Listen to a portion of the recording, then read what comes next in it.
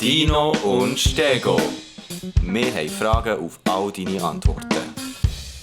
Ja, hallo zusammen. Willkommen zu einer weiteren Folge von Dino und Stego. Wir sind hier in Zürich, am Arbeitsplatz von Dave Jäcki. Ein weiterer Gast, den wir bei uns dürfen willkommen heißen in einer weiteren Folge. Und wir sind sehr gespannt. Vielleicht zuerst ganz am Anfang, bevor wir irgendetwas sagen, ihr dürft gerne mal auf unsere Homepage christkind.li/Dino und Stego. Dort sehen ihr alle Podcast-Folgen im Überblick. Dort habt ihr auch eine kleine Idee, warum wir das machen und für was wir das machen. Ihr könntet auch eine kleine Kollekte hinterlassen für unsere Unkosten. Wir drehen die Kollektenkörbchen nicht durchgehen lassen oder drehen, sondern wir machen eine digitale Kollekte. Also wenn ihr Bock habt, um das, was wir hier machen, ein bisschen unterstützen, um uns ein bisschen helfen, Zugbillett zahlen und all das, dann sind wir euch sehr, sehr dankbar. Klopft euch einmal auf die Schulter, genau, aufs Mikrofon. Darf ich noch schnell... Ich will noch etwas erzählen und das habe ich bisher ich habe das für mich behalten. Rat mal, wenn Sie vorgestern am Zürich HB getroffen. Jesus. Die Veronika Schmidt. Ah, okay. Ja. Sie Ja. war gerade unterwegs geschäftlich und sie hat schon 9 Folgen gehört von uns im Fall. So krass. Krass. Und sie hat gesagt, sie hört es selber beim Glätten zum Beispiel. Und sie hat mir auch gerade das hier mitgebracht, jetzt endlich gleich, ihr neues Buch, wo wir ja darüber haben geredet im Podcast «Das Frauenproblem». Merci vielmals, Veronika, für dass du so eine treue Hörerin bist von uns. Ich hoffe, du bist jetzt gerade wieder glätten oder was auch immer das du machst, dass du es geniessest und viel Spass bei diesem Podcast. Jetzt, wir sind beim Dave Jäcki. Das ist irgendwie speziell, weil wir kennen den Dave eigentlich nicht. Wir haben ihn heute das erste Mal gesehen. Aber ich bin auf ihn gestoßen, nämlich über Social Media, glaube ich. Und schlussendlich bin ich auf seinem Blog gelandet. Der heisst sola-grazia.ch. Und den Dave habe ich geschaut gestern, der bloggt seit 2012. Ja. Machst du Blogbeiträge? Du hast 22 Seiten mit Blogbeiträgen. Und das hat mich sehr angesprochen, irgendwie, weil da kommen so Wörter vor wie christliche Kontemplation, Mystik, dann gibt es einen Beitrag zu LGBT-Geschichten von irgendwie irgend so ein altes Buch, das du ausgegraben hast. Es hat viele Themen, missionale Theologie, Glaubensmatrix, also ganz viele Sachen, die bei mir irgendwie resoniert haben oder die ich irgendwie spannend gefunden habe und wo ich dann mich ein bisschen mehr damit beschäftigt habe, gemerkt habe, du bist unglaublich wortgewandt und ausführlich und sehr belesen. Ich merke, alle Themen, wo du dich damit beschäftigst, du zitierst enorm viel Literatur. Man merkt, du hast einen breiten Fundus an Wissen, wo du dich irgendwie dabei kannst bedienen kannst. Und ich habe gedacht, es wäre spannend, mit dir einfach mal ins Gespräch zu kommen. Wir haben eine kleine Idee, wo es durchgeht heute, aber wir schauen jetzt einfach mal, was passiert und was uns inspiriert und was uns bewegt. Du beschreibst dich selber auf deinem Blog also du sagst, Dave, oder du bist Handwerker gewesen, Polizist, Jugendpfarrer, Sozialdiakon, hast Theologie in Deutschland oder in der Schweiz studiert. Und in deinem Lebensrucksack befinden sich charismatische Erfahrungen, friedenskirchliche Theologie der Täufer, eine evangelikale Motivation und eine evangelische Weite. Ja, genau, das passt gut zusammen. Ein Blogbeitrag war, du hast ein Essay veröffentlicht, weil viele Leute dich gefragt haben, Ja, genau. wie liest du, also was ist eigentlich dein Bibelverständnis, was machst du da mit dieser Bibel, wie schaffst du mit dieser Bibel, ist das irgendwie speziell und ein bisschen anders und ein bisschen neu und du hast dann mal so ein Essay veröffentlicht und wo es so ein bisschen darum gegangen ist, hey, ich schreibe jetzt mal nieder, was mir eigentlich genauso, was mein hermeneutisches Verständnis oder eben auf Deutsch mein Bibelverständnis dann ist. Ja, du tu doch vielleicht noch mit 2, 3 Worten gleich dich noch schnell selber ein bisschen, vielleicht, was machst du jetzt, wo bist du dran? Ich arbeite 50% als Studienleiter bei IGB, Theologisches Bildungsinstitut, wo man Bachelor- und Masterstudien machen in Theologie.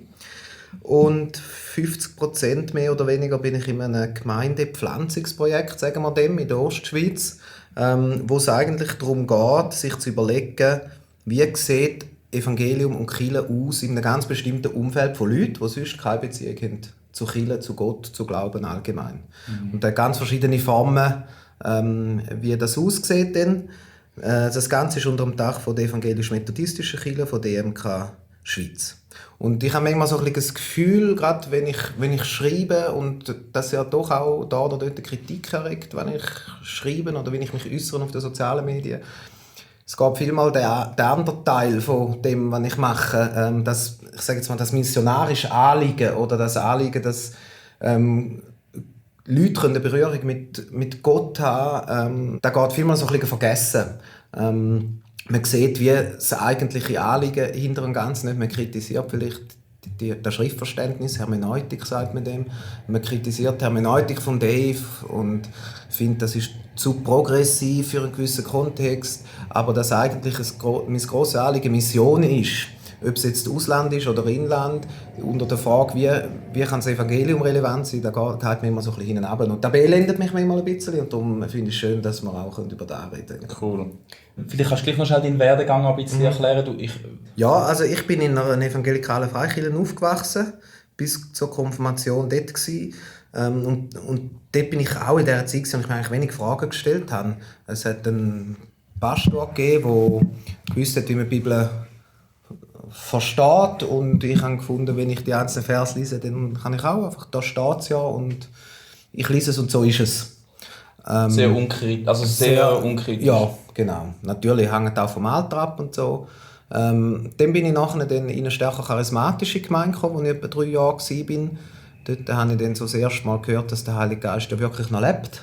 Der Heilige Geist war vorher gar nicht das Thema. Ich habe sehr starke, prägende Erfahrungen gemacht, auch körperliche Manifestationen mit dem Heiligen Geist. Also ich habe dort sehr vieles in mein charismatisches Rucksäckchen mitbekommen. Irgendwann hat das wie auch aufgehört, so dass, also es ist wirklich so, wie man sich das vorstellt. Ich kann also Toronto sagen, sagt da wahrscheinlich etwas, also so wirklich anfangen zu zittern, sobald eine Gitarrenseite angeklungen ist, auf den Boden gefallen und einfach 2 Stunden lang am Brüllen gsi, am Boden und Fürbitte tun unter Tränen und berührt das Herz vom Heiligen Geist und ganz viele so Sachen erlebt. Wir haben hier auch sehr viele Einsätze gemacht in anderen Jugendgruppen, wo wir quasi wie so ein bisschen den Heiligen Geist gebracht haben, oder das Feuer vom Heiligen Geist und so. Sehr eine prägende Zeit gewesen, auch viele Strassenevangelisationen. Ich spüre dich voll, so bin ich auch aufgewachsen. Also ich habe sehr eine gute Zeit gefunden. Hast du auch mal zittert am Boden, Jan? Ich bin so ein bisschen gegenüber dem so, wie alle fangen zum Beispiel an zu lachen oder alle fangen an zu rennen, oder? Du bist immer wenn ich habe mitgemacht, dann bin ich der Letzte gewesen, so. Nein, also ich habe gedacht, wenn der Heilige Geist mich jetzt übernimmt, okay, aber ich will es nicht faken oder so. Das Grösste war bei mir jetzt, als ich mich am Boden begleiten, sage ich jetzt mal so. Aber nicht so. Also das ist mir hier schon ganz ein grosses Anliegen gewesen, was du sagst. Es ist ja dann vieles auch so gruppendruckmässig oder man fängt dann halt einfach auch an. Oder du stehst in der Reihe und dann geht der eine durch und macht ja. Und dann alle fallen um und dann kommst du und dann musst du auch umfallen jetzt. Und dann sind immer 2 hinter dir, oder? Links und rechts, und gehen von einem zum anderen und sind parat oder die alle auffallen und so. Ja, und wenn du dann nicht umgehst, ich meine, dann ist es was ist denn los mit dir? Aber da kann man auch ein bisschen nachhelfen. Sie helfen auch nachher, weißt du? Ja. Du manchmal so richtig einen Schupf geben, oder? Dass du fast umgehst vor Gewalt eigentlich. Also das ist eben für mich, ich habe es gar nicht so erlebt. Vielleicht kurz schnell das Erlebnis von der Geisttaufe, sagt man dem, oder ich würde jetzt einfach sagen, ohne die ganz pfingstliche Dogmatik dahinter, einfach ein besonderes Wirken vom Heiligen Geist. Ich habe eben in meiner Jugendzeit gar nicht etwas von dem gehört. Und ich bin mit dieser charismatischen Gemeinde in ein Skilager und wir sind in ein Haus gekommen. Das war alles recht dreckig und wir mussten zuerst eine Küche putzen. Und dann sind unsere Jugendleiter da gewesen, die sind hier gerade von Bad Gandersheim zurückgekommen. Das ist so ein bisschen die charismatischste Bibelschule, die du machen im deutschsprachigen Raum. Die sind voll Feuer gewesen. Und der eine Jugendleiter macht den Backofen auf und sagt so «Shakalabambala». Und dann habe ich gedacht, was war jetzt das? Hat er gesagt, ja, ich tue jetzt da mit Zungenrede Bakterien austreiben aus dem Backofen. Er hat aber das sehr ironisch gemeint. Und dann habe ich gesagt, hey, was ist Zungenrede und so. Und dann never etwas davon gehört und dann hat er mir das erklärt und so. Und dann habe ich gefunden, das ist noch cool, das will ich eigentlich auch. Und dann haben wir zu Abend, das war eine ganz kleine Gemeinde, wir waren vielleicht 30 Leute, sind wir in dem Aufenthaltsraum gehockt und der Lobpreisleiter war vorne, seine Altgitarren am Stimmen gewesen. Und ich bin so dort gehockt und habe gebetet, dass mir Gott doch den Mut gibt, zum Pastor zu gehen, dass er für mich betet. Und in dem Moment, und es ist wirklich, es hat keinen Trockennebel auf der Bühne gehabt, es hat nicht sphärische Sounds vom Keyboard gehabt, es hat nicht andere Leute rundherum gross gehabt, hat es mich wirklich vom Stuhl auf den Boden gehauen und es ist einfach aus mir raus eine andere Sprache gesprudelt. Und das ist eine gewaltige Erfahrung und nachdem ist das etwa 2 Jahre lang, habe ich immer wieder sehr stark so Sachen erlebt und ich habe mich da schon immer gefragt, ist es geistliche Manipulation, bringe ich mich selber in etwas rein und diesen Sachen gegenüber bin ich extrem kritisch gewesen. Also obwohl du so ein krasses Erlebnis hast, bist du immer wieder zurückgekommen auf «Bin das ich oder ist es der Geist?» Immer. Ja. Und ich habe einen Viele Kollegen, machen das zum gar Glück nicht. sehr einen rationalen Kollegen, der Sohn vom Pastor. Also nein, den habe ich immer noch, ist immer noch mein bester Freund. Der Sohn vom Pastor und er hat das gar nie erlebt. Und er war immer neben mir gewesen, wenn ich so eine Manifestation hatte und hat sich das eigentlich auch gewünscht. Und er ist sehr ein rationaler Typ und ich bin ja immer mit ihm im Gespräch gewesen und wir haben das immer miteinander nicht bewusst reflektiert, aber sehr stark immer über das geredet und ist das Thema gewesen. Rückblickend habe ich mich dann auch schon gefragt, warum ist das gewesen, warum habe ich das erlebt? Ich glaube, einerseits hat es für mich als Zweifler zeigt es mir, natürlich auch da kann man wegpsychologisieren, aber da habe ich mal so stark etwas von Gott erlebt, das ist einfach Realität. Der Gott ist Realität und jetzt und dort mal in dieser Phase zwischen 15 und 20 habe ich das vielleicht gebraucht und dann kommt man aber wie auch in eine andere Mündigkeit rein und heute ist es eher die theologische, ich sage jetzt mal Kopfauseinandersetzung, die kognitive Auseinandersetzung, wo mir stärker hilft, in dem Glauben meine Zweifel zu verarbeiten und ich brauche es nicht mehr zum am Boden liegen und zittern. Aber ich glaube, es ist so ein Weg, den Gott geführt hat. Und interessanterweise, ich hatte niemand gedacht, du hast es vorher auch angesprochen, Stego, ich bin ja so ein bisschen zu der kontemplativen Mystik gekommen für meinen Glauben und ich habe immer gedacht, das ist komisch, so als Charismatiker, Lobpreiser, ich habe ein Teil vom Studium ist Certificate of Christian Worship Ministry, das ich gemacht habe, auf EBAS. Also ich bin sehr so der EBAS? Genau. Schau jetzt einen. Ich habe mir einfach überlegt, was Bessler sind Genau, gesucht in darum der habe ich es Kirche. gemacht. EBAS hast du nie gefunden, habe ich gefunden, fange ich ist selber überall an. gesucht. Bessler sind überall gesucht. Und vor allem, wenn ich denke, 4 Seiten ist einfacher als 6. Die sind ein bisschen dicker und so, das geht besser. Genau. Du kannst eine nach der anderen drucken, musst keine erklären. Ich warte immer darauf, bis ein E-Bessler mal einen Worship leitet. Das warte ich immer noch. Das finde ich auch noch cool. Geile Idee. Ja, wo sind wir stehen? Wir sind jetzt, versuch es noch ein bisschen mehr auf die Bibel. Genau, zu der kontemplativen Mystik. Und interessanterweise, ich habe dann auch beim Richard Rohr, der Richard Rohr ist ein Franziskanermönch, sehr viel gelesen, wenn es um das Thema Spiritualität geht. Habe ich gelesen, dass er sehr einen ähnlichen Werdegang hat. Er ist in der charismatischen Erneuerungsbewegung von der katholischen Kirche aufgewachsen oder gross geworden. Er hat seinen Glauben geprägt und ist jetzt ein Mystiker, dass das vielmal ein Weg ist, Leute, die sehr starke, liebliche auch Geisteserfahrungen gemacht haben, hin zum Ruhe vor Gott. Weil das Problem dann eben vielmal ist bei diesen charismatischen Erfahrungen, man braucht quasi die Erfahrungen. Wenn man die Erfahrung nicht macht, zweifelt man sofort am Glauben, man fragt sich, ob man Schuld im Leben hat und so weiter. Und das kann einen gewissen Druck auslösen, weil man braucht auch immer eine gesteigerte Erfahrung, dass es überhaupt noch speziell ist. Und können den ganzen Druck loszulassen und sagen, ich komme einfach von Gott so, wie ich bin und ich schweige und bin still in der Anwesenheit von Gott, dass diese Entwicklung eigentlich ein sehr nachvollziehbarer, viel beobachteter Weg ist. Das hat mich quasi beruhigt für mein Leben selber, zu merken, es ist gar nicht so ein spooky Weg, den ich hier habe, sondern den machen auch andere Leute. Und das hat für mich eine gewisse Ruhe auch gegeben, um meinen eigenen Weg nachvollziehen. Und von der Bibel her eben ist es einfach stärker von einem zuerst, ich sage jetzt mal, stark rationalen Zugang in dieser Freikirche, wo ich war bis 15. In der charismatischen Gemeinde war es eher so, lass einfach den Heiligen Geist zu deinem Herz reden. Was sagt dir persönlich der Vers? Und dann natürlich sehr stark, was für Eindrücke und Bilder kommst du vom Heiligen Geist über. Das ist manchmal noch fast über der Bibel eigentlich gestanden. Vernunft ist verdächtig, Tradition ist altbacken, hat man als altbacken verstanden. Und man hat auch immer ein bisschen Tendenz zu dem meinen, man erfindet das Rad jedes Mal neu. Also die ganze Wirkungsgeschichte von einem Text, die Kirchengeschichte, ist an einem sehr kleinen Ort.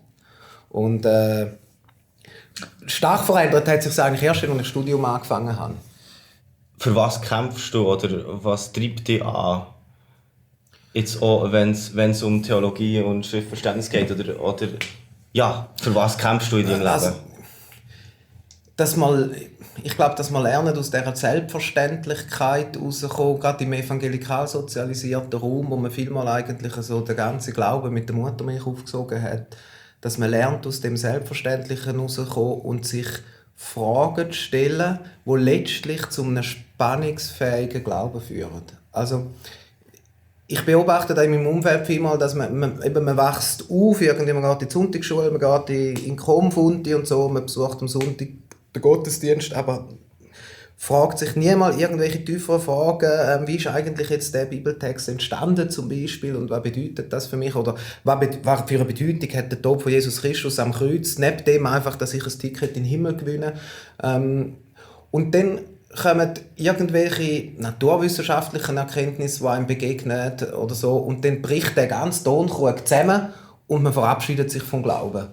Und das finde ich eigentlich sehr schade, weil ich glaube, der Glaube hat mehr zu bieten, Gott, Jesus Christus hat mehr zu bieten. Und wenn wir lernen, gerade aus dem evangelikalen Setting, uns kritische Fragen nicht zu verwehren, die zu stellen, die zuzulassen, die Spannungen auszuhalten, die das ergibt, dann nachher können wir viel einen weiteren, begeisternderen Glauben entdecken. Also ich habe die Erfahrung selber gemacht, dass ich bin auch vorher leidenschaftlicher Christ gewesen.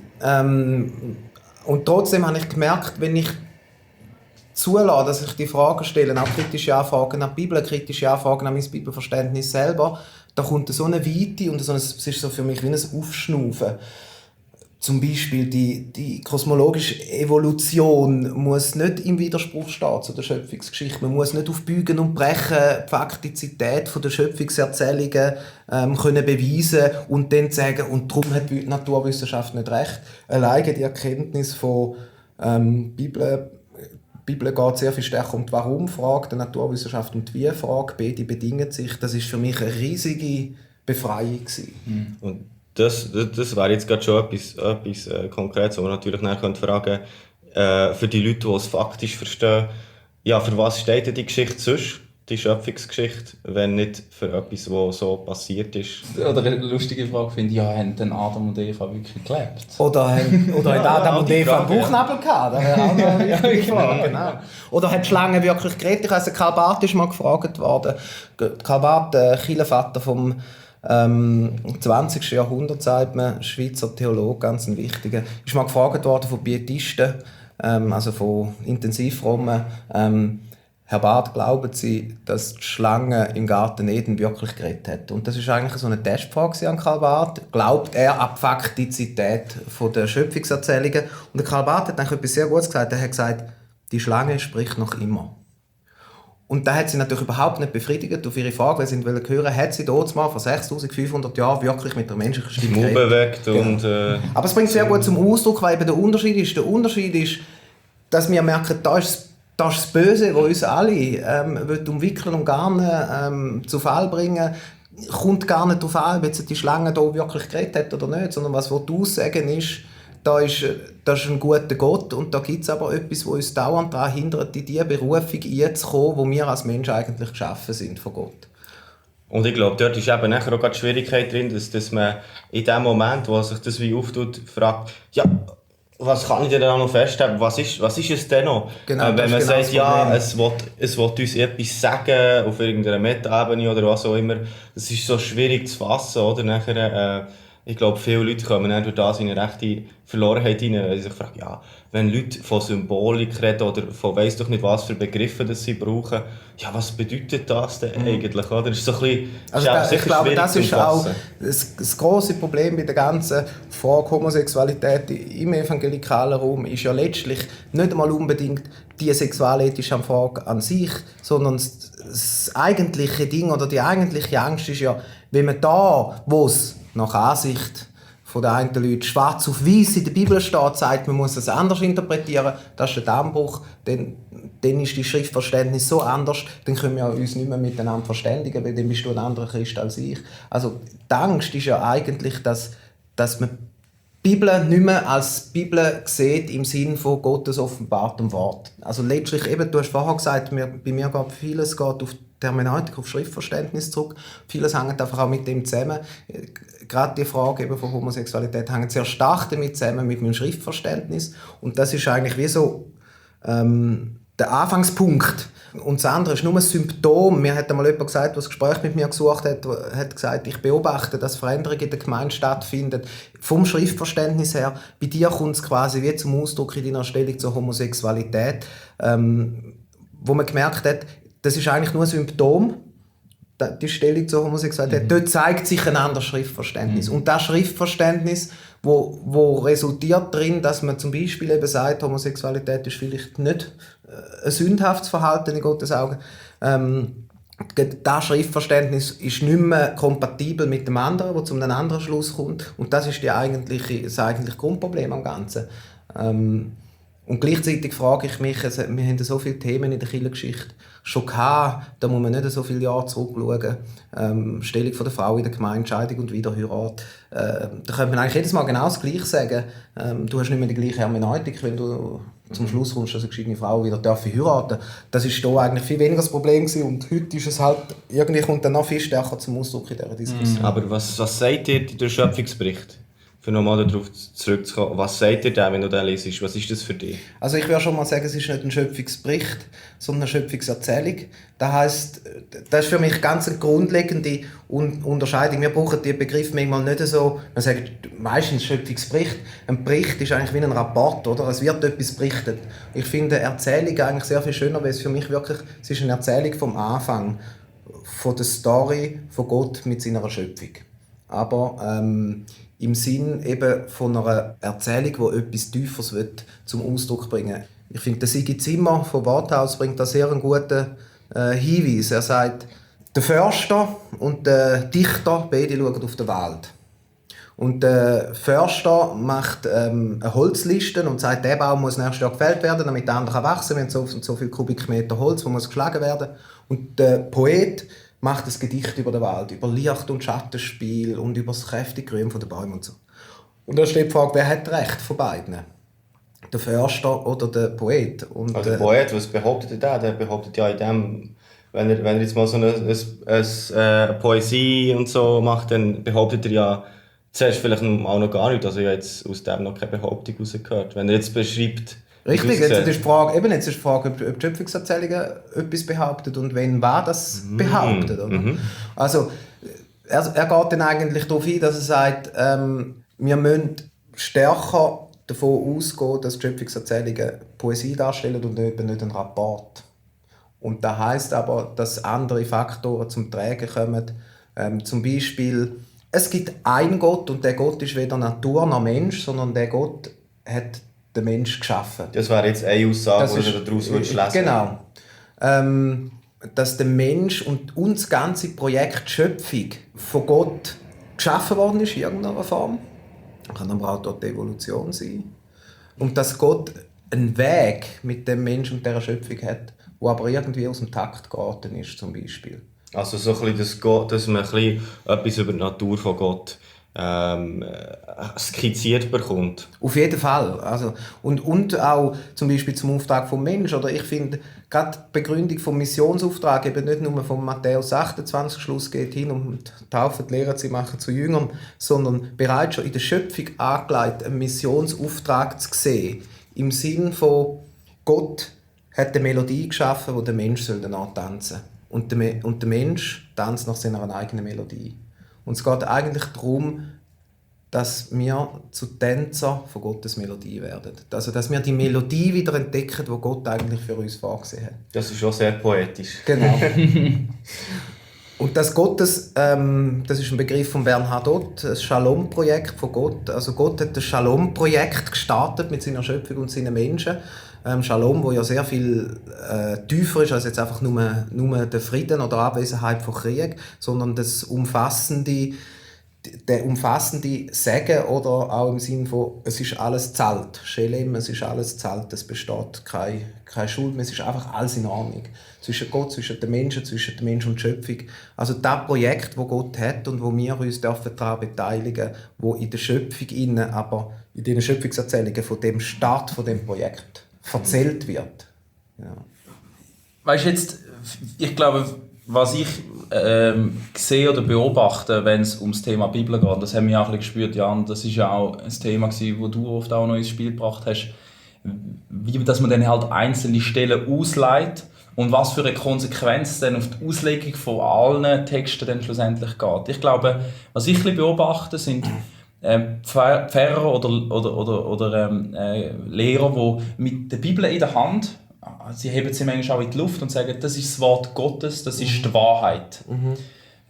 Das ist so eine Erscheinung, die ich so ein bisschen habe vom Christentum. Leute, die Bibel präsentieren als Wort Gottes, als Wahrheit, als wenn wir uns darauf stützen, dann das ist ein Leuchten für unseren Weg, für unsere Füße. Und auch, ich habe manchmal das Gefühl, die Bibel auch in Schutz nehmen, sie sehr, sehr, sehr stark... Man muss sie verteidigen. Ja, vielleicht nicht einmal unbedingt verteidigen, weil du ja oft in einem Setting bist, wo die Leute auch nicht sehr stark kritische Anfragen an sie stellen, sondern mehr einfach, hey, ich bin der die meiste Wahrheit noch aus dem Text heraussuchen kann.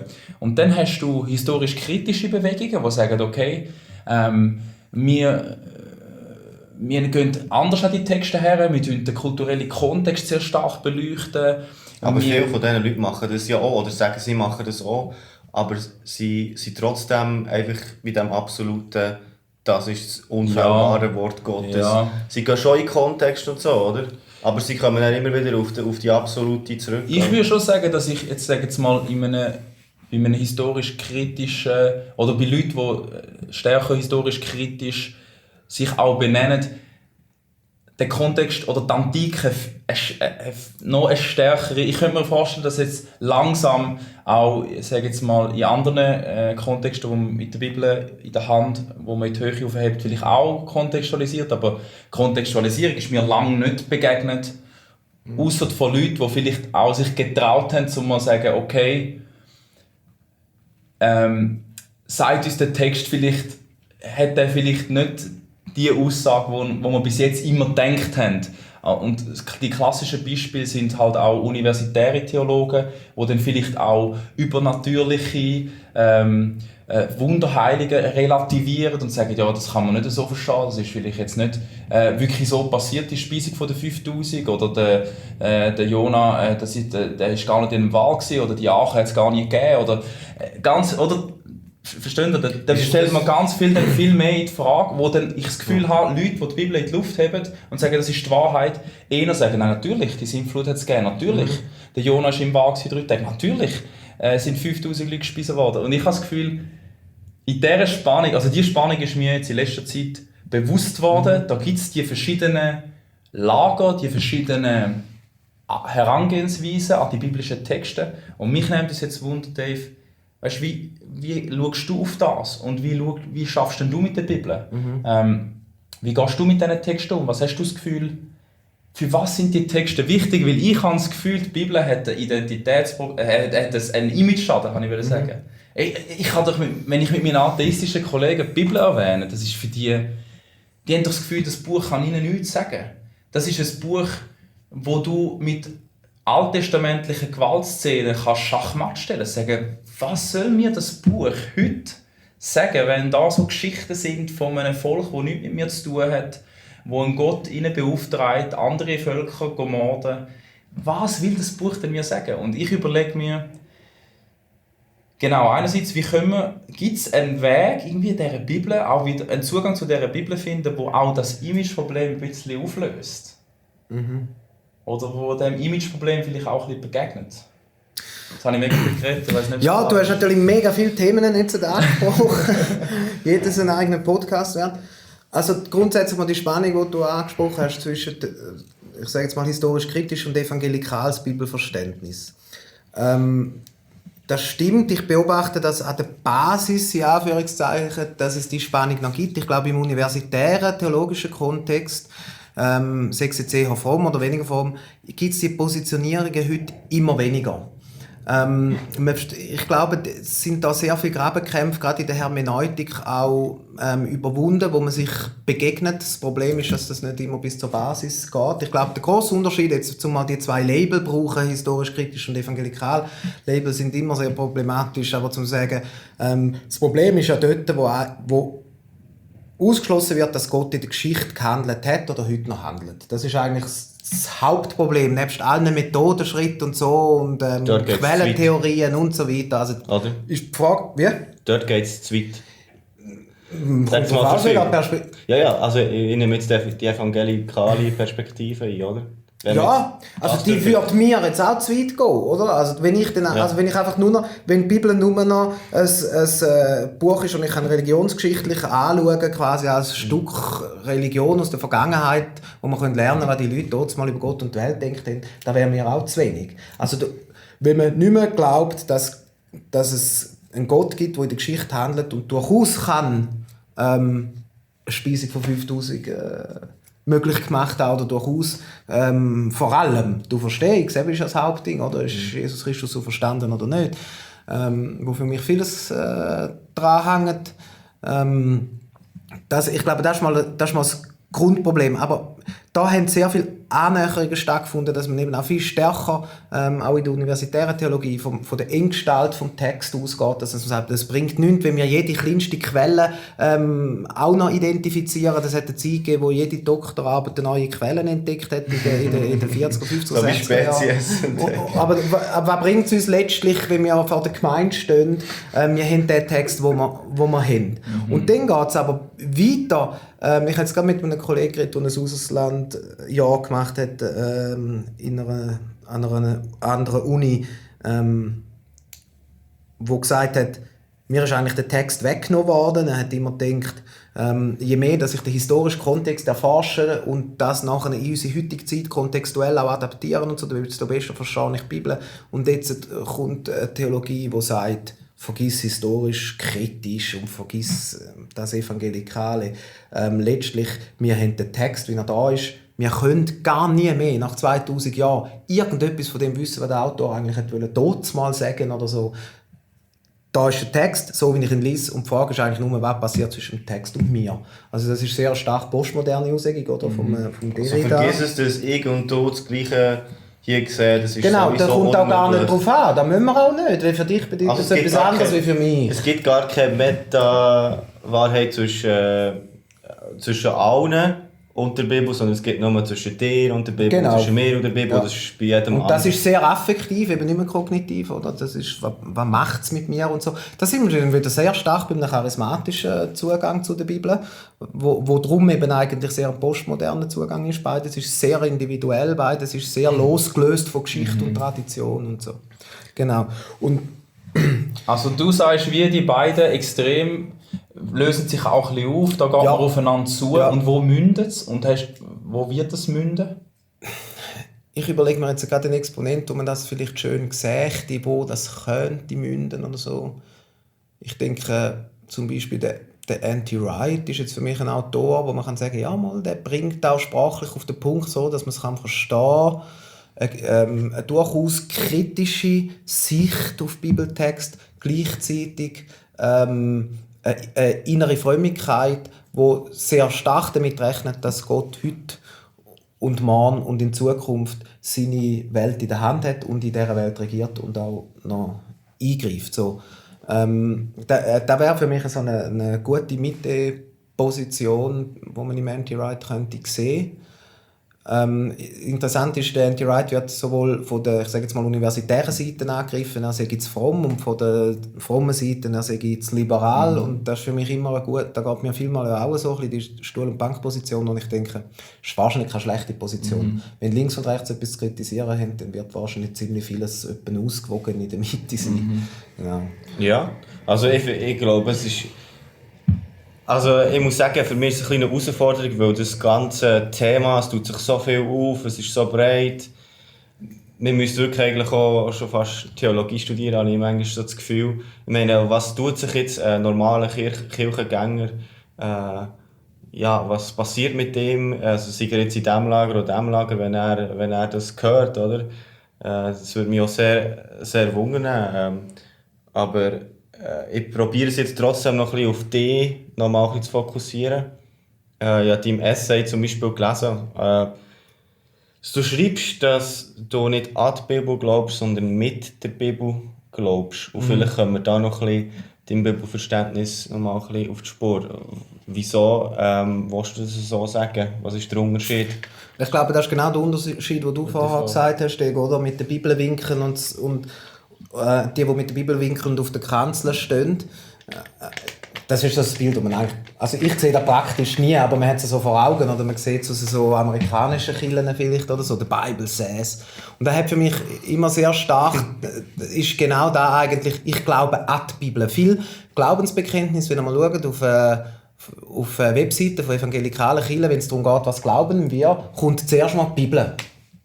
Und erst nachher kommt Gott und alles andere, oder? Aber zuerst ist die Bibel und dann denke ich mir, ja, ich glaube nicht an die Bibel. Nein, ich glaube an Gott. Also, ich glaube mit der Bibel an Gott heisst, die Bibel zeigt mir, offenbart mir Gott, aber sie ist nicht Gott. Sie ist auch nicht einfach so, wie sie ist auf der Erde gefallen, sondern es ist etwas, was wir dürfen mit der Vernunft, die Gott uns geschenkt hat, untersuchen, nach allen möglichen Regeln der Vernunft. Und gleichzeitig ist es für mich etwas, wo Gott sich offenbart, wo Geist gewirkt ist. Aber ist für die Bibel das schriftliche Wort Gottes? Ich glaube, man muss... Ich habe immer gesagt, nein, oder ich habe lange Zeit gehabt, wo ich gesagt habe, das Wort Gottes ist Jesus Christus, der Logos. Wir sagen so schnell das Wort Gottes und meinen damit das Buch. Aber die Bibel selber, von ihrem Selbstverständnis her, sagt, das Wort Gottes ist Jesus Christus. Und dann habe ich lange gesagt, ja, wenn man von Wort Gottes redet, dann meinen wir Jesus Christus. Ich glaube, man darf nicht ganz so stark trennen, weil letztlich, wenn wir von Jesus Christus wissen wir nur das geschriebene Wort Gottes. Und es gibt eigentlich so einen Dreiklang vom verkündigten Wort Gottes, von Jesus Christus als Wort Gottes und das offenbarte Wort Gottes und das geschriebene Wort Gottes. Und das ist wahrscheinlich eine Spannung wie der Trinität auch, Jesus Christus, Gott, Heiliger Geist, die unauflösbare Verwobenheit. Also ist Teil von dieser Trinität in dem Sinn, oder? Nein, also wenn du es jetzt so beschreibst. Nein, ich will nur sagen, es ist so eine unlösbare...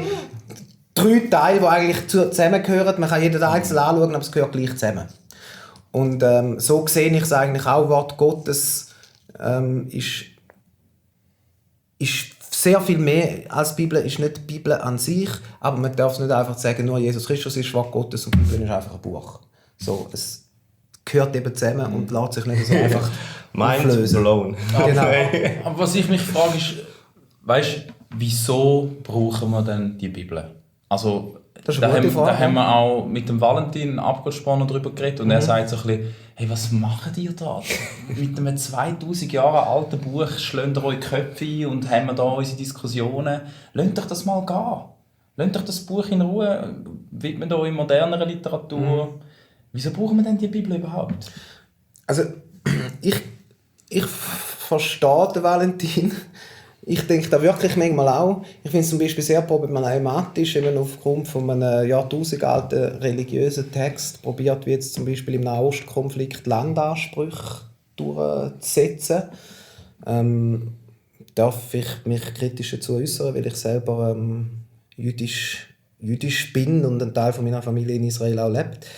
Da sehe ich sehr kritisch. Ich sehe die Bibel mehr, auch wieder zurückgehend auf den Anti-Right, eigentlich als Story, als Geschichte in mehreren Akten, wo Rückschau gibt, woher kommen wir als Menschen, was ist das Ziel von uns Menschen und unserer Schöpfung, und wo eine Vorausschau gibt, wie es mal wird sein mit dieser Schöpfung und mit uns Menschen. Und wir als Kirche stehen mitten rein, wir schauen zurück, wir schauen voraus und wir probieren in dieser Zeit, wo wir jetzt sind, zu improvisieren. Also die Geschichte, wo Gott eigentlich sich für seine Schöpfung gedacht hat, probieren wir einen Beitrag dazu zu leisten, dass das Shalom-Projekt eben zur Vollendung kommen. Oder man kann sagen, dass die Melodie, die Gott sich für seine Tänzer überlegt hat, dass die Melodie wieder zum Klingen kommen.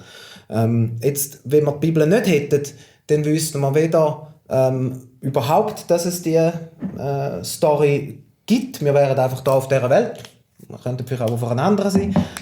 Wir wüssten nicht etwas über unsere Bestimmung. Wir hätten keine Zuversicht, keine Hoffnung darauf, was das wird passieren. Und letztlich geht es auch um die Berufung. Oder, ja, wir wissen ja dann gar nicht, also um den Telos, um das Ziel. Für was sind wir eigentlich da? Und selbstverständlich, und das kann ich sehr gut nachvollziehen, wenn der Valentin das sagt, für was brauchen wir es denn überhaupt? Ich glaube, letztlich ist es eine Entscheidung, ob ich sage, ich will Teil sein von dieser Geschichte. Ich glaube irgendwie daran, trotz allen Zweifeln und allen Fragen, dass es da einen Gott gibt und dass wir in der Bibel die Story von dem Autor Gott eigentlich sehen und dass wir in die Geschichte eingestellt sind. Oder ich sage, ich sehe das nicht. Und dann respektiere ich absolut. Ich habe lieber Leute, die sagen, ich sehe es nicht, die Story für mich in Anspruch zu nehmen. Mit dem Stück quasi kann ich nichts anfangen, ich improvisiere etwas anderes. Ist mir fast lieber als Leute, die einfach unbewusst in dieser Story stehen und so sagen, ich gehöre zu dieser Story, aber irgendwie aus meiner Sicht mindestens sich völlig quer in ihrer Improvisation verhalten und eigentlich mehr die anderen Schauspieler stören. Aber letztlich ist es eine persönliche Entscheidung, ob ich sage, ich bin Teil dieser Geschichte oder mich soll eine andere Geschichte bestimmen. Und das Wichtige ist ja, wir Menschen alle werden von so einer Geschichte, von so einer Story bestimmt. Also ein einfaches Beispiel ist eine materialistische Story, wo wir uns drin bewegen. Da zählen der Wert von Geld, Karriere, Einfluss. Und in der Story, die ich in der Bibel sehe, da zählen eben andere konträre Werte. Die Frage ist, sind wir uns bewusst, dass wir in einer Story stehen? Auch der Valentin steht in einer Story. Aber ich finde, er ist sich dieser Story, wo er drin steht, sehr stark bewusst und das finde ich super und das respektiere ich auch und ich sehe mich immer noch in der Story von der Bibel. Und genau dort, und vielleicht dazu noch anfügen, oder? Vielmal ist es ja, in dem wir jetzt geredet haben, auch das eher unkritische oder im eher unkritischen Evangelikalismus ist es ja so, dass man eigentlich probiert, mit dieser Faktizität, die man beweisen will, eben auch in der Schöpfungsbericht, dass das faktisch wahr ist, will man ja eigentlich die Bibel sichern. Und damit eigentlich die Autorität der Bibel sichern. Also zu sagen, die Naturwissenschaft sieht, dass die Worte der Bibel wahr sind, würde man sagen, darum ist auch die Bibel wahr. Erstens mal ist ein komischer Wahrheitsbegriff, weil Wahrheit in der Bibel ist eigentlich ist ja eine relationale Beziehungsangelegenheit. Also es ist nicht 1 und 1 gleich 2 ist wahr, sondern wahr ist da, wo sich als treu erweist, als zuverlässig erweist. Ein Freund, den ich habe, wenn ich eine gute Beziehung zu einem Freund habe und ich alles kann sagen und vertrauen, das ist Wahrheit. Dort drin zeigt sich Wahrheit. So, und jetzt mir hilft das Bild von dieser Story, um eben eine andere Sicht von Autorität zu haben auf die Bibel. Die Bibel hat dann Autorität für Kirchen oder für mich als Einzelne, wenn wir uns in dieser Story bewusst drin bewegen und sagen, wir sind Teil dieser Story. Dann hat die Bibel Autorität. Erst dann. Das heisst quasi, die Kirche gibt der Schrift erst Autorität. Die Schrift hat nicht die Autorität einfach von sich aus, weil sie ein göttlich geschriebenes Buch ist, sondern erst in dem, dass wir sagen, quasi, das ist unser Drehbuch. Dann hat es auch Autorität. Wenn wir sagen, wir nehmen ein anderes Drehbuch, dann hat das Drehbuch Bibel keine Autorität. Und das ist eigentlich, ich finde, sehr viel hilfreicher Autorität von der Bibel, statt über den Buchstaben und Faktizität zu begründen, darüber zu begründen, ob es eigentlich Autorität hat in meinem Leben und im Leben der Kirche. So, das ist ein Unterschied von der Autoritätsgeschichte her. Genau. Das mit der Geschichte habe ich auch gelesen, eben du verstehst die Bekehrung an sich, darum, also du verstehst unter der Bekehrung, dass man eben sich dafür entscheidet, dass man Teil von dieser Geschichte ist. Ja. Oder wieso das und nicht einfach ein Bekenntnis, ja, Jesus Christus ist mein Herr und Erlöser, ist für mich am Kreuz gestorben und ich will jetzt das ewige Leben annehmen. Wieso ist das für dich nicht Bekehrung? Also ich denke, das darf man nicht voneinander trennen. Okay. Ich denke, das gehört auch dazu, aber man darf nicht dort stehen bleiben. Also erstens mal gibt es unterschiedliche Ansätze. Du meinst, beim Moment vor Bekehrung darf man nicht dort stehen? Ja, richtig. Oder? Also Ich habe gerade heute Morgen den Begriff gelesen, Barcode Theology. Also quasi, man bekehrt sich, mit dem kommt man einen unsichtbaren Barcode über, damit dann der einst den Seele in den Himmel schwebt, der Petrus kann scannen und sagen, tut der erschienen oder nicht. Ich glaube, vielmal haben wir eben so ein Ticketverständnis. Man bekehrt sich, man redet irgendein Gebet, wo so ähnlich ist, wie du gerade beschrieben hast. Je nachdem, zu welcher Tradition das man gehört. Genau. Und dann hat man quasi das Ticket auf sicher, dass wenn man dann mal stirbt, vielmal habe ich auch das Gefühl, ausschlaggebend ist weniger die Freude am Himmel als die Angst vor der Hölle, dass man sich dann bekehrt. Und ich glaube, das gehört mit dazu, aber das Problem ist, wenn es nur noch auf das verkürzt wird, dann ist es einfach zu kurz für das Umfassende, was Jesus Christus am Kreuz da hat. Da ist sehr, sehr viel mehr passiert. Das ist ein Sieg nicht nur einfach über die Schuld, sondern über die Mächte und über die Gewalten, wo die ganze Schöpfung fesselt und wo ja auch uns fesselt. Und eigentlich das Wort Metanoia im Griechischen, wo vielmal mit Bekehrung übersetzt wird, heisst eigentlich ein Gesinnungswandel. Ändere deine Weltanschauung. Also es geht nicht einfach darum, um das Gebet zu sprechen und nachher so weiterzuleben wie bisher, sondern es geht darum, die ganze Gesinnung, alles, wie ich denke, ändert sich und wird formiert. Das ist auch ein Prozess. Letztlich, dass ich mit Teilen in dieser Story gut improvisieren kann. Also wenn ich einfach von außen auf eine Bühne komme, wo Leute am Improvisieren sind, dann nachher stehe ich zuerst mal ein bisschen quer in der Landschaft, bis ich überhaupt schnell weiß, das alles abgeht, bis ich das Drehbuch kennenlerne und dann kann ich immer mehr, werde ich Teil von dem und mache auch mit. Und wenn ich einfach nur quasi mit dem Bild zu bleiben von der Story und dem Improvisieren, wenn ich einfach nur sage, okay, ich entscheide mich, ich gehöre jetzt auch zu dem Theater, stehe auf die Bühne und bleibe dort bocksteif stehen, dann nachher bringt das im ganzen Improvisationsspiel wahrscheinlich also nicht das so ist noch viel. ein interessantes Bild. Sagen wir jetzt mal, also ja, also jetzt, das Bekenntnis ist jetzt das, was mir auch mit ist gegeben wurde, ist sehr klassisch, passt jetzt so zu der Pfingstgemeinde zum Beispiel, wo ich aufgewachsen bin. Aber nehmen wir jetzt mal irgendein Bekenntnis, es kann ja auch das Katholische sein oder was auch immer, ist wie, wenn man auf die Bühne raufgeht und sagt, ja, ich will jetzt eben auch mitmachen mit diesem Theater, aber nachher muss man eben auch anfangen tanzen oder irgendwie anfangen... Die Melodie von Gott entdecken für sein Leben. Was auch immer das dort auf dem Theater, auf der Bühne stattfindet. Dann fängt es erst an. Also Genau. das willst du eigentlich damit sagen, ja. Was ich spannend noch fände, ist, weißt, dass wir, wenn wir jetzt beim Bibelverständnis sind, noch ein bisschen in die Tiefe kommen, mir ist jetzt gleich noch Wunder, ein bisschen konkreter zu werden. Also, jetzt einfach vielleicht mal als erstes Beispiel Gewaltstellen im Alten Testament. Also, mit deinem hermeneutischen Verständnis, wie interpretierst du das, wenn geschrieben ist in der Geschichte, dass Gott am Volk Israel sagt, geht und mordet, schlachtet alles ab, ich bin der Herr, euer Gott. Der Herr, unser Gott, hat uns den Sieg geschenkt über die Völker, wir haben sie da vernichtet. Wie interpretierst du so eine Geschichte? Also ich glaube, da muss man nicht einmal so zeitgenössische hermeneutische Ansätze haben, sondern letztlich das, was der Luther gesagt hat. Sein hermeneutische Prinzip, was Christum treibt. Also eigentlich alles, was... Die Auslegung funktioniert von Christus her. Noch einfach konsequenter anwenden, vielleicht, als der Luther tun hat. Und sagen, in Jesus Christus hat sich Gott vollständig offenbart. Also im Neuen Testament, wie wir Jesus Christus sehen, hat sich Gott vollständig offenbart. Der Greg Boyd, ein Theologe von Amerika, sagt, God looks like Jesus. Und jetzt kann ich mit dem Verständnis zurückgehen zu so einer Stelle und sagen, kann ich mir vorstellen, dass Jesus aus dem Neuen Testament so etwas befiehlt zu machen. Und dann nachher denke ich, nein, ich glaube nicht.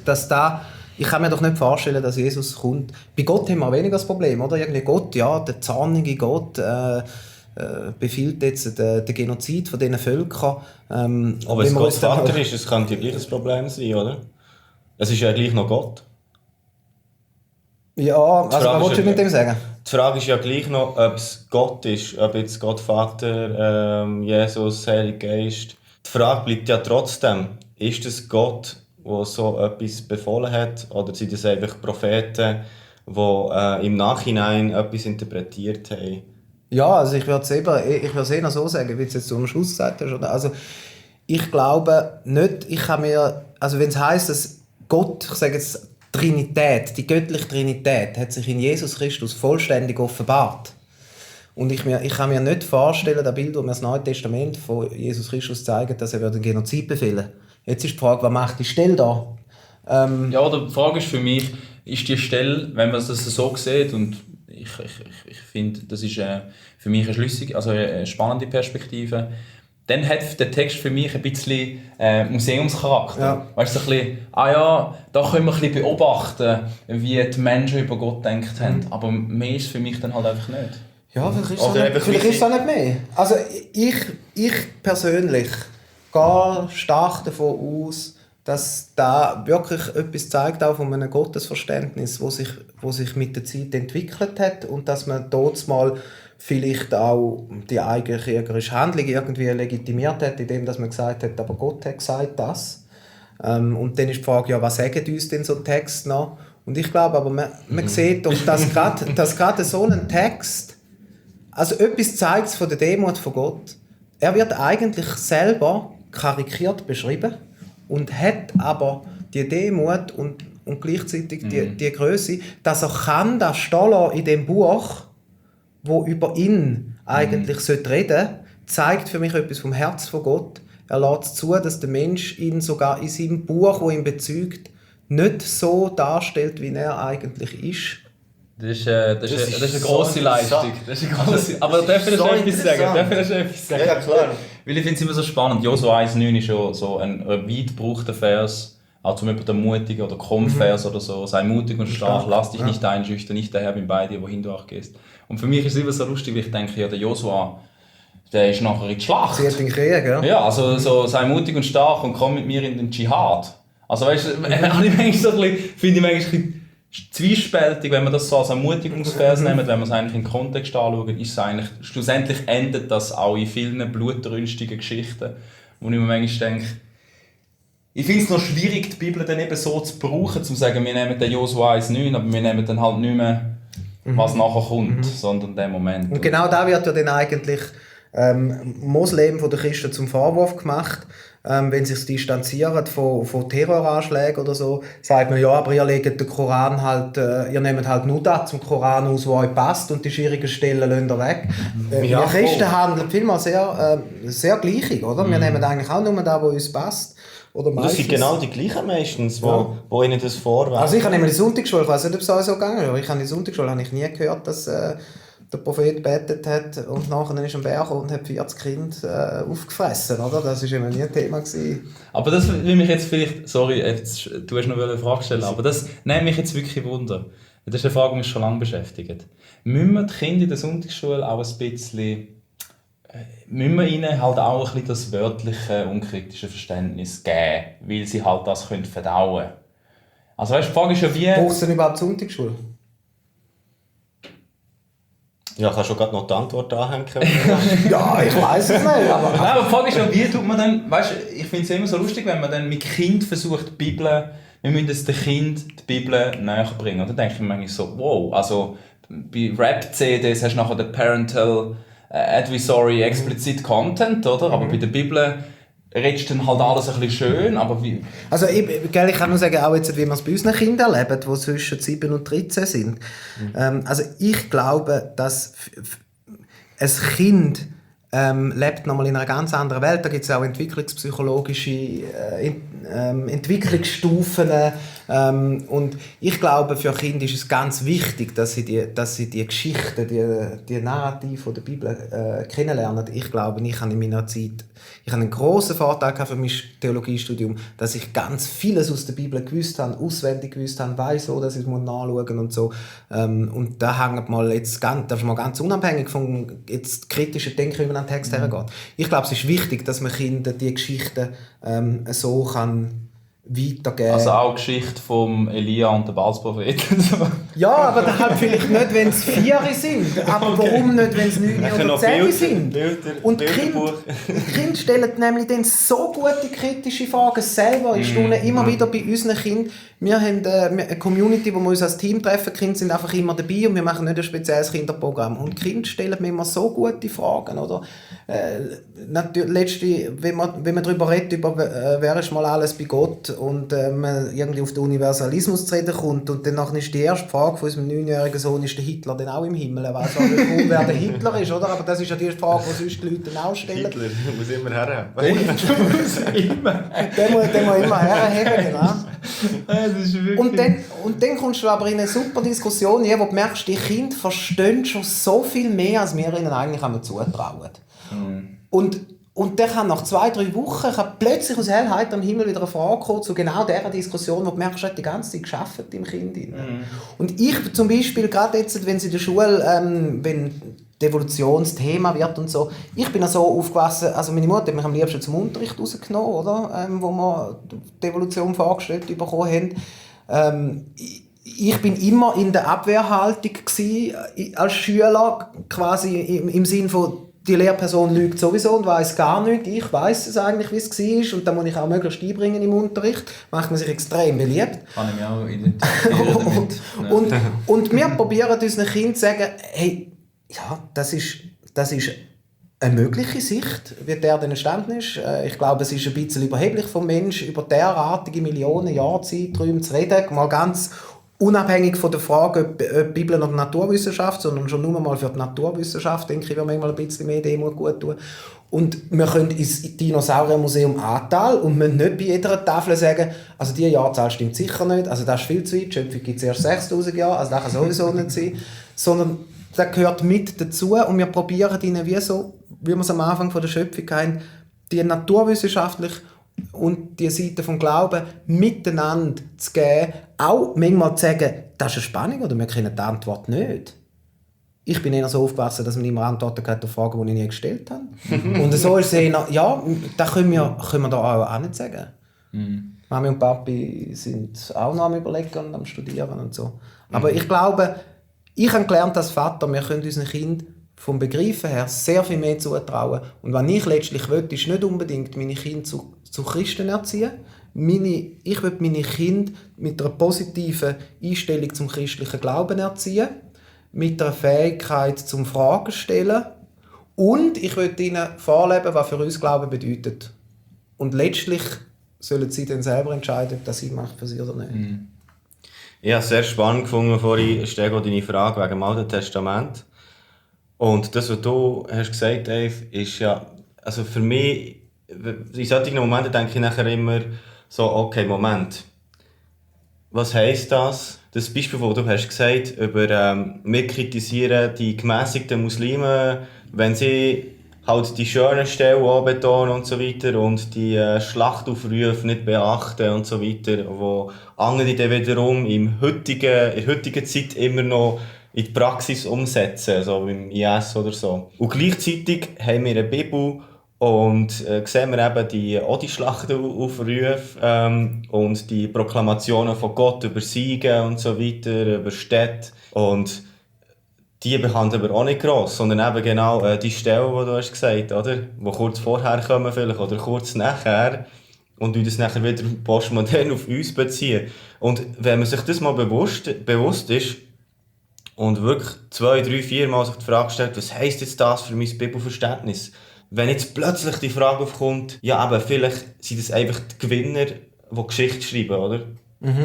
Oder es war eine Dürre und nachher hat es geheißen, wir wollten irgendeinen Sinn daraus sehen, wieso jetzt da durchgegeben, wieso haben so viele Leute müssen hungern. Ja, Israel, du bist wieder mal von Gott abgekommen, oder? Und das ist eben Konsequenz. Dass man einfach einen Sinn drin gesucht hat in all dem, was passiert. Ob jetzt Schlachten gewonnen oder verloren worden sind, ob es schlimme Zeiten hat gegeben, klimatisch oder gute und gute Ernte. Wenn man nachher plötzlich vielleicht Gott dort rein interpretiert als Prophet und es niederschreibt und es in dem, sage jetzt mal, Wort Gottes oder in diesen Büchern drin steht und vielleicht eben nicht direkt, vielleicht tatsächlich nicht direkt das Kommando von Gott könnte gewesen sein. Wenn man das mal so richtig darüber nachdenkt, das löst so viel aus und es gibt auch so viel Unsicherheit, oder? Das Spannende, was ich ja finde, ist, was hat es denn für Konsequenzen aufs Neue Testament? Das haben wir ja in unserem ersten Podcast geredet über das Verständnis von Paulus, über wie dass man mit dem Paulus umgeht. Und du hast vorhin gesagt, wir lesen die Bibel von Jesus aus. Und das wäre doch jetzt auch die spannende Frage. Ich glaube, im Alten Testament finde ich, okay, ja, der Mensch hat dort vielleicht ja wirklich auch, jetzt eben, wenn er einen Sieg gehabt hat, irgendwo hat er Gott gesagt, der Gott, ja, das ist normal, wenn man eine Schlacht gewonnen hat zu dieser Zeit, dann hat man den Göttern in dem Sinn Ruhm und Ehre gegeben für das. Aber jetzt nach Jesus, also Jesus hat gelebt und jetzt kommt alles nachher, also da hat man, Jesus hat sich, also Gott hat sich manifestiert auf dieser Erde. Und jetzt im Neuen Testament muss man da auch ein ähnliches Werkzeug vielleicht manchmal anwenden und sagen, okay, ja, also das, was der Paulus sagt, also wenn man es dann bei Moral und Ethik vielleicht kommt es mehr noch in das Thema, Moral und Ethik, so, okay, wie müssen wir jetzt das interpretieren? Dürfen wir da an Paulus seine Worte nicht gleich richten wie Jesus Wort? Kannst du vielleicht etwas zu dem sagen? Weißt du, was das für Konsequenzen hat beim Neuen Testament? Das Verständnis von Story. Es ist Story, es ist nicht... Das finde ich toll, dass du das sagst. Oder? Weil der Aufbruch, der da entsteht, die Fragen, die kommen, da ist der Paulus nicht ausgeschlossen, oder da ist Ethik nicht ausgeschlossen im Neuen Testament. Finde ich super, ja. Vielleicht muss man es ein bisschen grösser machen, als jetzt irgendwie so Einzelstellen zu fragen, was bedeutet das genau. Weil ich glaube, man muss letztlich bei jeder Stelle, wo man Fragen hat oder Fragen aufkommen, sei es jetzt im Alten oder Neuen Testament, verdient es, dass man sich vertieft da Gedanken macht. Und kann ich jetzt nicht einfach sagen, mit dieser Stelle geht man denen so um, mit dieser Stelle geht man so um. Aber ich würde mehr vielleicht noch sagen, was ist denn mein hermeneutisches Grundprinzip oder mein, wie kann man sagen, der Werkzeugkoffer von meinem Schriftverständnis. Dass eben nicht das passiert, was du sagst, es löst viele Fragen aus, verständlicherweise, und man dann quasi sagt, okay, dann kann man die Bibel ja ganz zumachen. Dann kann man sie ins Museum stellen. Ins Museum stellen oder jeder bleibt so aus, wie er es will.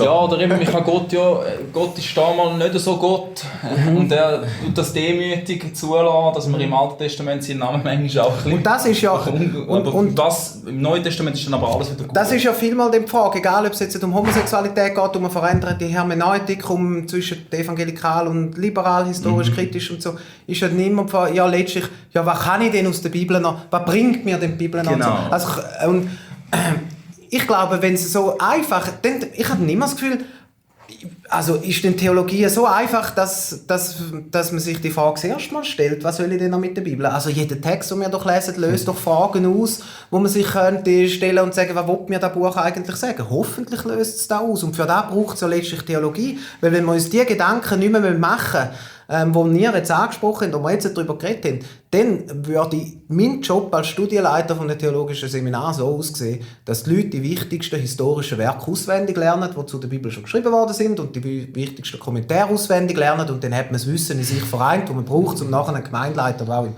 Theologie ist doch immer eine Suche. Und ob jetzt diese Suche institutionalisiert ist, indem dass man Theologie studiert, oder ob es daheim ist, in der Bibellesung, dass man sich Fragen stellt und halt bei denen mal weitergrabt und sagt, was bedeutet jetzt das für mich? Weil vielleicht bedeutet das für jemand anders ganz etwas anderes, da mit diesen Gewaltstellen wie jetzt für uns 2, 3 oder so. Und ich glaube, da hilft es, so wie eben so einen Werkzeugkasten eigentlich zu haben, wo für mich 5 Bestandteile dazugehören, oder 5 Werkzeuge. Das eine ist mal die Bibel. So wie wir sie heute haben, Altes und Neues Testament. Welche Übersetzung ist deine Lieblingsübersetzung? Bibel in gerechter Sprache. Bibel in selbstgerechter Sprache. Zürcher Bibel und Denke, finde ich. Okay. Und Das ist Bibel im Neuen Testament auf Berndeutsch. Genau. Und für viele hört es eben da schon auf. Sie denken, die Bibel ist das Einzige, was ich in meinem Werkzeugkoffer habe. Eben, mit der kann man rumschwingen auf der Kanzel. Aber es gehören noch andere Bestandteile dazu. Das eine ist die Offenbarung. Da ist man meistens einmal auch noch dabei bei der Offenbarung. Mit dem meine ich, wir dürfen darauf vertrauen, dass wenn wir beten, in kühner Demut die Bibel lesen, dass Gottes Geist zu uns redet. Und das gehört für mich ganz wesentlich mit dazu. Also es ist nicht nur die Schrift ist inspiriert, sondern der Lesevorgang eigentlich ist inspiriert. Das sind immer 2 Bestandteile. Und dann kommen aber noch dazu die Vernunft, die Gott uns gegeben hat. Und da gehört auch die wissenschaftliche Erforschung der Texte dazu. Da gehört dazu, dass man eben auch gerade im Thema Homosexualität sagt, wir haben wissenschaftliche Studien, die da und da zu dem Thema sagen. Und die Leute, die haben alle auch einen von Gott geschenkten Verstand. Und da darf man doch auch etwas davon lernen. Also da wäre Vernunft, Bibel, Vernunft, Offenbarung. Dann haben wir Tradition, wo man nicht einfach als traditionalistisch versteht, so von einem altbackenen Zopf, den man abschneiden muss, sondern Tradition ist etwas, was wir lernen können, durch Geschichte durch, wie die Leute die Texte ausgelegt haben. Wie man auch lernen kann, wie man es vielleicht nicht auslegen soll. Ich meine, ein ganz klassisches Beispiel sind Offenbarungskommentare. Wenn du nur mal Cover anschaust von den letzten 100 Jahren Offenbarungskommentare, dann siehst du eigentlich nichts anderes als der berühmte Zeitgeist, der sich eigentlich durchdrückt. Also egal, ob jetzt die Offenbarung nur noch auf den Kalten Krieg und die Atombomben ausgelegt wird, oder was denn genau das Thema ist in diesem Jahrzehnt, aber da sieht man alleine schon am Cover an. Und mit dem sehen wir, dass Tradition immer Sachen unterschiedlich ausgelegt hat. Wegen dem kommen wir auch nicht auf die Idee und sagen einfach, die Offenbarung rühren wir jetzt fort, da kommt niemand raus. Sondern man probiert wieder neue Zugänge. Und wichtig für das Probieren ist dann der 5. Punkt, Gemeinschaft. Dass man eben nicht einfach, wir tun nicht allein Theologie treiben. Ich habe einen Pastor kennengelernt, der gesagt hat, ich investiere eine halbe Stunde für Predigtvorbereitung, weil ich auch kenne und der Heilige Geist gibt mir alles ein. Das finde ich fatal. Wir sind in einer Gemeinschaft. Wir haben nicht einfach den direkten Draht zu Gott. Wir sind von so vielen Sachen geprägt. Und wir wollen auch unseren Glauben prägen lassen. Und zwar sind das die Gemeinschaft, die muss nicht unbedingt so sein, wie wir jetzt hier um den Tisch hocken. Kann auch sein, das ist das Optimale. Aber das sind auch Autoren, die in der heutigen Zeit schreiben, die in der vergangenen Zeit geschrieben haben, die Erkenntnis haben. Es hat mal einer gesagt, es hat mal ein Pastor gesagt, ja weisst, ich lese keine anderen Bücher, Gott redet zu mir direkt. Hat er gesagt, wenn du so viel Wert darauf legst, dass Gott direkt zu dir redet, wirst du vielleicht gut daran tun, mal zu schauen, wie Gott zu anderen Leuten direkt redet. Also sprich, konsultier doch die auch. Weil wenn es für dich so wichtig ist, dass Gott redet, dann hat er ja bei den anderen auch geredet. Das zeigt einfach ein bisschen etwas. Also von dieser Gemeinschaft, Theologie findet in Gemeinschaft statt, im Dialog miteinander statt. Und das ist für mich auch ein wichtiges Prinzip, wenn man einmal Angst hat vor dem Relativismus. Also das heisst eben, jetzt leitet man die Bibelstelle einfach in dem Kontext, in dem Umfeld plötzlich so aus und in dem Umfeld plötzlich so aus und es wird da alles völlig beliebig. Um zu sagen, in der Gemeinschaft sind wir uns gegenseitiges Korrektiv und das verhindert, dass einfach alles beliebig wird. Und gleichzeitig gibt es ja, da habt ihr vielleicht auch gelesen in dem Essay zum Methodismus, gibt es ja das Prinzip vom Binden und Lösen in der Bibel, im Neuen Testament. Und ich habe immer das mit dem Binden und Lösen so verstanden, gerade wenn man aus dem Charismatischen rauskommt, man tut lösen, man tut quasi brechen, den Geist, den Dämon, der über einem ist und so, tut man lösen, tut man brechen und dann neu binden mit dem Blut von Jesus Christus, dass da quasi die Lücke, die jetzt der Dämon hinterlässt, wieder zu ist, damit Jesus dann drin ist in dieser Lücke und irgendwie so komische Bilder habe ich im Kopf von dem. Dass das aber eigentlich ein rabbinisches Prinzip ist, das heisst, die Rabbiner in Diskussionen, eine Generation nach der nächsten, die haben immer wieder gelöst und wieder gebunden. Das heisst, man hat das Prinzip genommen, hat das gut durchdiskutiert miteinander und hat gesagt, wir lösen das Prinzip, sprich, das Prinzip gilt nicht mehr und wir binden es in unserer Zeit neu. Heisst, das neue Prinzip gilt jetzt. Es muss einfach ein Ersatz dafür herkommen. Ersatztheologie, das wäre auch ein Thema. Ja. Nein, genau, das ist ja, also quasi es wird das Prinzip neu kontextuell ausgelegt und die rabbinische Theologie hat das für sich in Anspruch genommen, dass sie wie das Recht von Gott haben, dass sie dürfen binden und lösen und binden und lösen. Also das heisst, dass wir theoretisch können als hermeneutische Gemeinschaft von Kirchen können sagen, wir sind im ehrlichen Fragen, im ehrlichen Ringen drum und nicht einfach indem wir sagen, heute machen wir das, morgen machen wir das, sondern im ehrlichen Ringen drum, war das in einer gewissen ethischen Frage vielleicht richtig ist, zum Schluss kommen, von Gott und von uns, wir machen es so wir haben es früher so gemacht, jetzt machen wir es so. Und das ist auch etwas, was aus dieser Gemeinschaft heraus, wo wir Theologie treiben, kommt und aus dieser Frage heraus, ja, was machen wir überhaupt noch mit dem Text, was können wir denn überhaupt noch machen, wir sind nicht allein, wir sind in Gemeinschaft. Genau. Also einfach dass du immer die 5 Aspekte im Auge behaltest und probierst, das ganzheitlich anzugehen, wenn du auf der Suche nach irgendeiner Antwort bist. Genau. Dann probierst du die 5 Aspekte einzubeziehen. Genau. Okay. Und rundum, ich sage immer, rundum ist wie die Liebe, also als erkenntnistheoretisches Prinzip. Wir haben das da in unseren IGW-Thesen auch aufgeschrieben, eigentlich.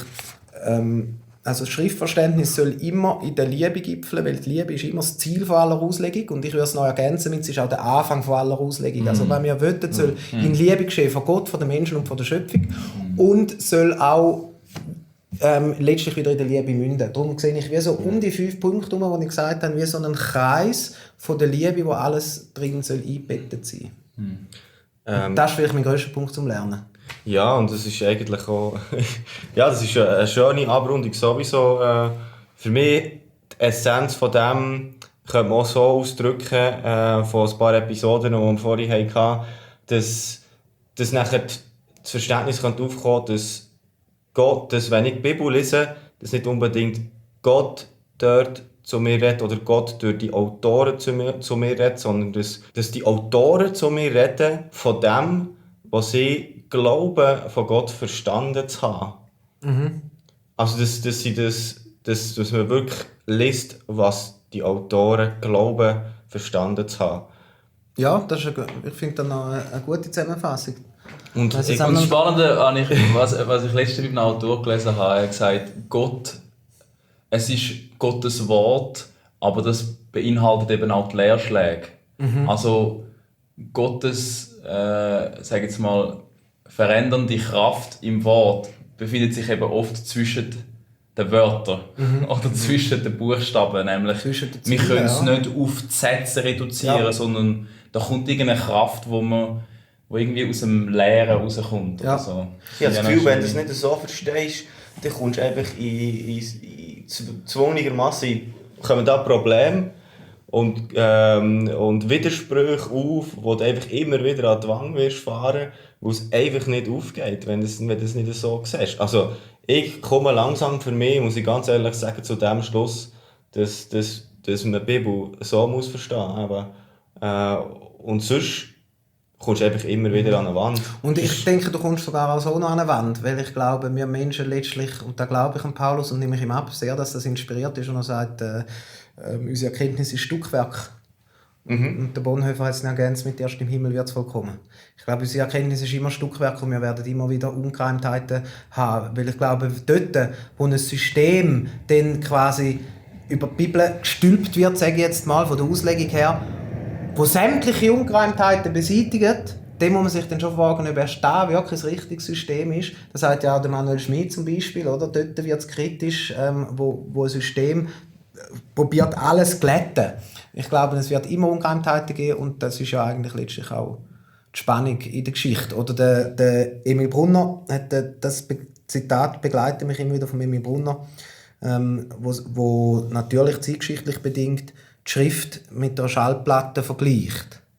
Und er sagt, da hat eine Platte gegeben, «His Master's Voice» hat die geheißen. Und die Leute fragen, dann hören wir darauf wirklich «His Master's Voice» oder respektive in der Bibel hören wir «His Master's Voice» aus der Bibel. Und Emil Brunner sagt, ja natürlich hören wir «His Master's Voice» auf den Platten oder in der Bibel, aber es hat Kratzgeräusche. Und die Aufgabe der Theologie ist es, herauszufinden, was ist «His Master's Voice» und was sind Kratzgeräusche. Und ich glaube sogar von Generation zu Generation wird mal da als Stimme und mal da als Kratzgeräusch und wieder umgekehrt interpretiert. Also ich glaube, wir sind nicht irgendwann so weit, dass man der Bibel einfach sagen kann, okay, jetzt haben wir «His Master's Voice» rausdestilliert und können jetzt eine WAV-Datei daraus machen, wo Kratzgeräusche draussen sind. Sondern das ist ein dauerndes Ringen mit dieser Spannung zwischen Master's Voice und Kratzgeräusch. Und letztlich eben, was ich vorhin schon gesagt habe, das macht es ja eigentlich auch eher spannend. Aber da muss man auch zuerst mal ein Schritt, um das als spannend empfinden, die Fragen, und nicht einfach zu sagen, ich lasse einfach alles auf der Seite. Ist eigentlich noch schön, weil das heisst, dass es für immer und ewig Theologen braucht, solange es die Erde gibt. Ja. Und dass sie nicht durch Maschinen ersetzt werden können. Dass es immer wieder die Disputen muss geben. Ist doch auch etwas Schönes. Ja. Also der Theologe als zukunftssicherer Job. Das ja, genau. Der wird nicht aussterben. Studier Theologie, du wirst immer Arbeit haben. Ja, es wird immer irgendetwas zu tun. Ob jemand zahlt dafür, ist eine andere Frage. Aber, genau, das ist die andere Frage. Sicher, ja, sehr spannend. Wie lange sind wir eigentlich schon dran? Wir sind das Gefühl, eine Stunde und 20. Boah. Noch ganz schnell zu dem, was du vorhin gesagt hast, wegen der Lehrstelle und zwischen den Zielen lesen. Für die, die es interessiert, auf academia.edu tue ich mir mal ab und zu auch Arbeiten aufladen. Und dort habe ich eine zum Königreich Gottes und da geht es eigentlich genau um diese Frage. Also was sehen wir implizit aus dem Text? Quasi wie so subversiv im Text drin, wo man nicht einfach kann eben sagen, der Satz und da steht, sondern was vermittelt uns da für einen Gedanken, der Text, in all dem, was er nicht sagt. Einfach, falls jemand interessiert, mal dort zu schauen. Genau. Ja, und sonst checkt sicher mal Sola Gratia aus, von Dave Jäcki. .ch, oder? Ja. Solagratia.ch. Sola-Gratia, also minus Gratia. Also ich muss sagen, übrigens so Kompliment Design, technisch, nicht nur inhaltlich. Viele so Blogs, die sind katastrophal. Ich finde es sehr übersichtlich. Viele Blogs, die sind einfach so gefüllt und du weißt gar nicht, wo was ist. Und es ist auch sehr geordnet. Also, es ist auch ein Genuss, sich durchzunavigieren. Also, ich habe darum auch extra einen Mediendesigner angestellt, oder? Ah, okay. Ja. Also das habe ich jetzt auch noch als... die Bone, falls jemand interessiert. Als einer, der Design studiert hat, das auch noch als Kompliment. Danke. Und ich glaube, was viele Leute auch noch würde interessieren, wo wir eigentlich noch angehen müssen, ist das mit der Homosexualität. Oder?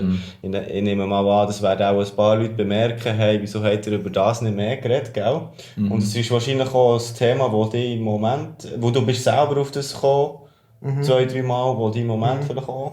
Ja, wo halt einfach auch grundsätzlich Kirche sehr stark bewegt momentan und wo halt eben ein gutes Beispiel ist unter der Frage, um was geht es eigentlich, wenn man über sexualethische Themen redet, was ist tiefer liegend das eigentliche Problem, bis hin zur Frage letztlich nicht nur hermeneutisch, sondern auch, was für eine Kirche will man sein, und all die Fragen kommen ja dann da zusammen bei dem Thema. Genau.